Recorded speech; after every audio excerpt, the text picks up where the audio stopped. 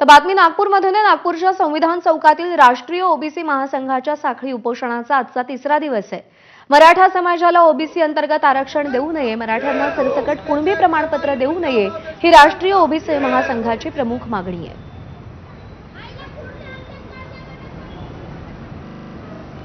OBC आरक्षणात वाटेकरी होऊ देणार नाही असा मुख्यमंत्र्यांनी शब्द दिलाय, अशी माहिती ओबीसी नेते प्रकाश शेंडगेंनी दिली।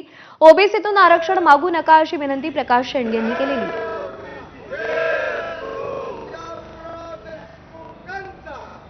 ओबीसी नेते प्रकाश शेंडगे आपल्यासोबत आहेत आणि त्यांच्याकडे एक महत्त्वाचं काही डॉक्युमेंट देखील आहे। ज्या पद्धतीनं कुणबी आणि मराठा हे एक आहेत, अशा पद्धतीचा GR काढा अशी मागणी मनोज जरांगे करतायत।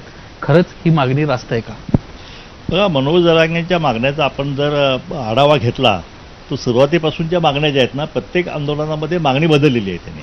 काय आता ह्या आंदोलनाची मागणी अशी आहे की संपूर्ण मराठा समाजाला सरसकट कुणबी प्रमाणपत्र द्या आणि ओबीसीतून त्यांना आरक्षण द्या, अशा प्रकारची मागणी त्यांनी आता ह्या आंदोलनामध्ये केलेली आहे। ह्या मागणीला कायद्याचा आधार आहे का नाही, घटनेचा आधार आहे की नाही, ह्याचा विचार हा जरांगे करणार आहेत की नाही। कारण अशा ज्या मागण्या ज्या आहेत, हे ओबीसीचं आरक्षण हे घटनात्मक आरक्षण आहे। घटनेच्या कलम 15(4) आणि 16(4) अनुसार हे आरक्षण दिलं गेलं जातं आणि त्याच्याप्रमाणे एखादा समाज मागासवर्गीच्या या ओबीसी यादीत घ्यायचा असेल तर त्याला आधी त्याचं मागासवर्गीय हे सिद्ध करावं लागतं। आजपर्यंत महाराष्ट्रात या 3 आयोगांनी मराठा समाज हा मागासला नाही असं सिद्ध केलेलं आहे। देवेंद्र फडणवीस जे आहेत त्या महाराष्ट्राचे मुख्यमंत्री, त्यांनी आम्हाला शब्द दिला आहे की आम्ही धक्का लागू देणार नाही, आरक्षणाचं संरक्षण करू।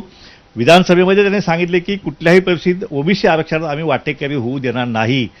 माननीय उद्धवजी ठाकरे साहेब मुख्यमंत्री असताना त्यांनी आम्हाला विधानसभेत आम्हाला शब्द दिला की कुठल्याही परिस्थितीत एक कणभर सुद्धा आम्ही ओबीसीच्या आरक्षणाला आम्ही धक्का लागू देणार नाही। पवारसाहेबांनी तीच भूमिका घेतली आहे, सगळ्यांनी तीच भूमिका घेतली आहे। एकनाथ शिंदे साहेबांची तीच भूमिका होती की आम्ही ओबीसीला धक्का न लावता आम्ही आरक्षण देऊ, आणि त्यांनी दिलं। ओबीसी धक्का लावला नाही त्यांनी काय एसीबीसी कायदा करताना। आणि त्यामुळं अशा प्रकारे एक ओबीसीच्या आरक्षण धक्का न लागता जे काय करायचं असेल त्याला ओबीसीचा नक्कीच पाठिंबा मराठा समाजासाठी असेल।